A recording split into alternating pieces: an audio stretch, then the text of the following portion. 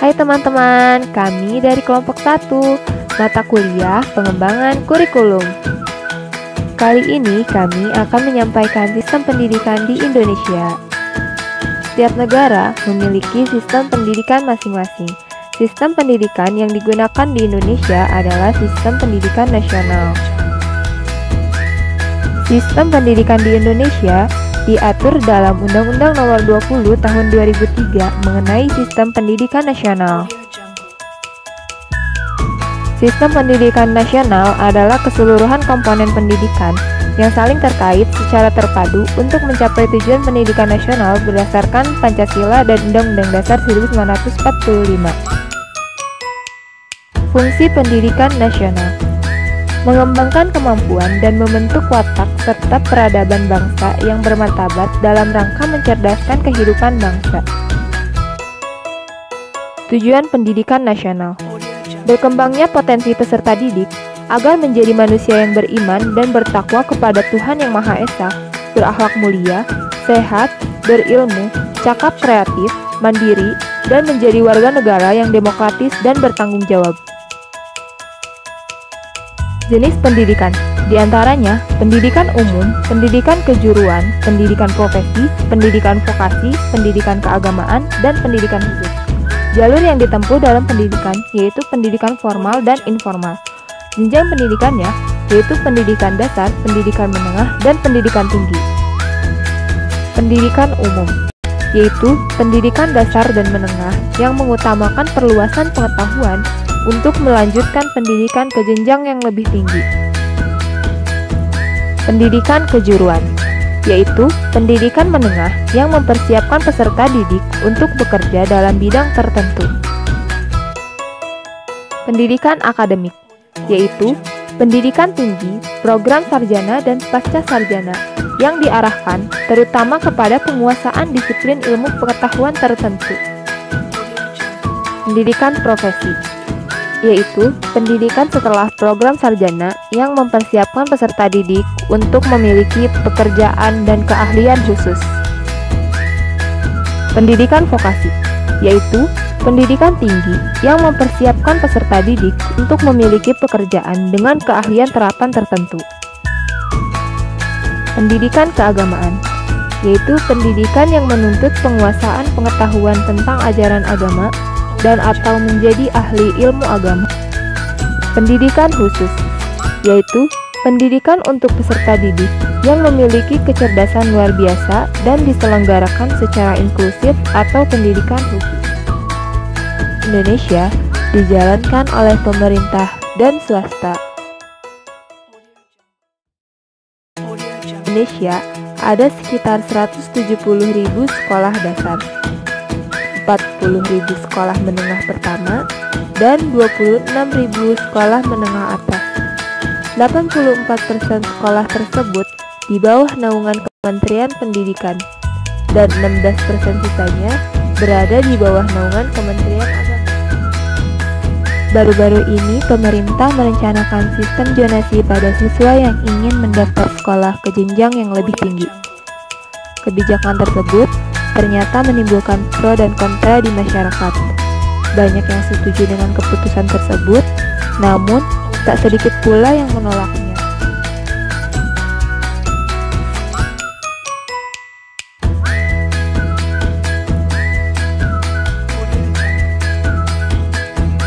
Sistem pendidikan di Indonesia dibagi menjadi dua, yaitu formal dan informal.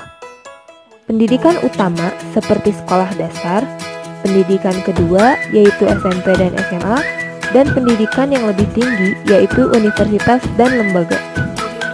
Lalu, pendidikan informal yaitu pendidikan dasar seperti playgroup dan taman kanak-kanak, homeschooling, pesantren, dan pendidikan kesetaraan untuk di Indonesia, jenjang pendidikan negeri tidak dipungut biaya, mulai dari kelas 1 SD sampai sekolah menengah atas.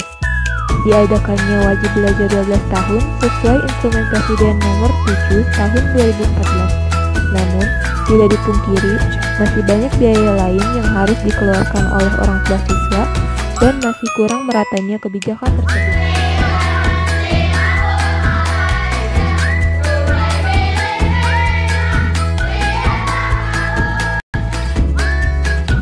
Lalu, bagaimana sih kurikulum yang digunakan di Indonesia?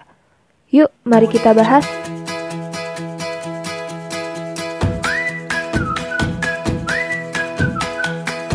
Di Indonesia telah terjadi 11 pergantian kurikulum, mulai dari tahun 1947 sampai sekarang.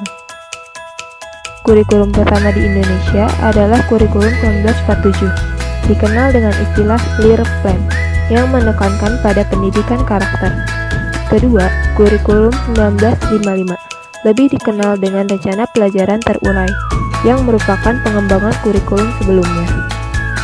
Ketiga, kurikulum 1964. Kurikulum ini dikenal dengan Pancawardhana atau 5 bidang studi, yakni moral, kecerdasan, emosional, kepribadian, dan jasmani. Keempat, kurikulum 1968 yang bersifat koleratif subjektif, di mana setiap tingkat memiliki kod. Kelima, kurikulum 1973 dikenal dengan PPSP atau Proyek Perintis Sekolah Pembangunan. Keenam, kurikulum 1975 yang menekankan pada tujuan agar pendidikan lebih efisien dan efektif, yang dikenal dengan MBO atau Management by Objective. Ketujuh, kurikulum 1984, di mana proses pembelajaran menggunakan pendekatan cara belajar siswa aktif atau dikenal dengan CBSA. Kedelapan, kurikulum 1994 yang dikenal dengan kurikulum operasional pendidikan. Selanjutnya, kurikulum 2004 yang lebih dikenal dengan kurikulum berbasis kompetensi atau KBK. Setelah kurikulum 2004, yakni kurikulum 2006 atau lebih dikenal dengan KTSP. Terakhir, kurikulum yang digunakan saat ini adalah kurikulum 2013. Kurikulum 2013. Kurikulum 2013 merupakan kurikulum yang dibentuk untuk menghasilkan insan Indonesia yang produktif, kreatif, inovatif, dan efektif melalui pengamatan sikap, keterampilan, pengetahuan yang terintegrasi dengan sistem di mana siswa lebih aktif dari kegiatan belajar mengajar. Terdapat 3 aspek dalam kurikulum 2013, yaitu aspek afektif, aspek kognitif, dan aspek psikomotor. Selanjutnya, terdapat 4 karakteristik dari kurikulum 2013, yaitu pertama, SKL yang berjenjang. Kedua, pendidikan karakter yang terintegrasi.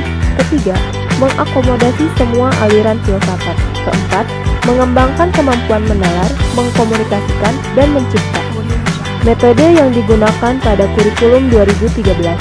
Yang pertama, inquiry based learning. Kedua, discovery based learning. Ketiga, project based learning. Keempat, problem based learning. Sistem instrumen penilaian atau evaluasi yang digunakan pada kurikulum 2013 adalah: pertama, penilaian sikap melalui pembiasaan.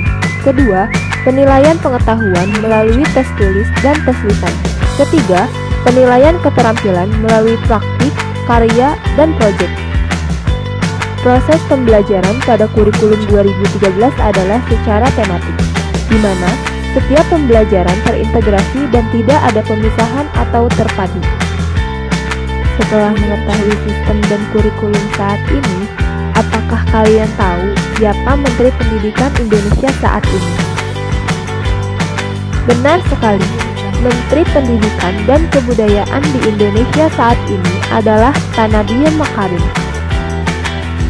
Pak Nadiem memiliki kebijakan yang disebut Kebijakan Merdeka Belajar.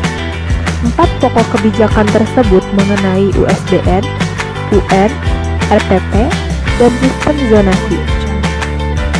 Kebijakan-kebijakan tersebut diantaranya: pertama, USBN dilakukan dengan tes yang lebih komprehensif.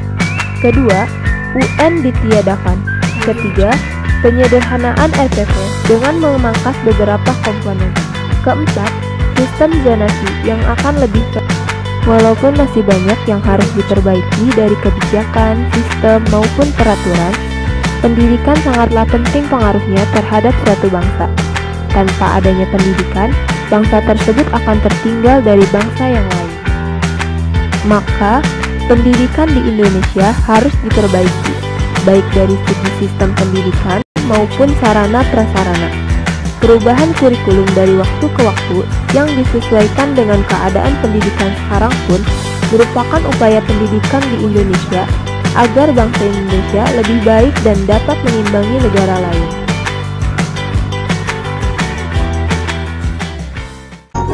Terima kasih telah melihat video kami. Semoga penjelasannya dapat dimengerti. Kurang lebihnya mohon maaf. Have a nice day. Stay safe and healthy, guys.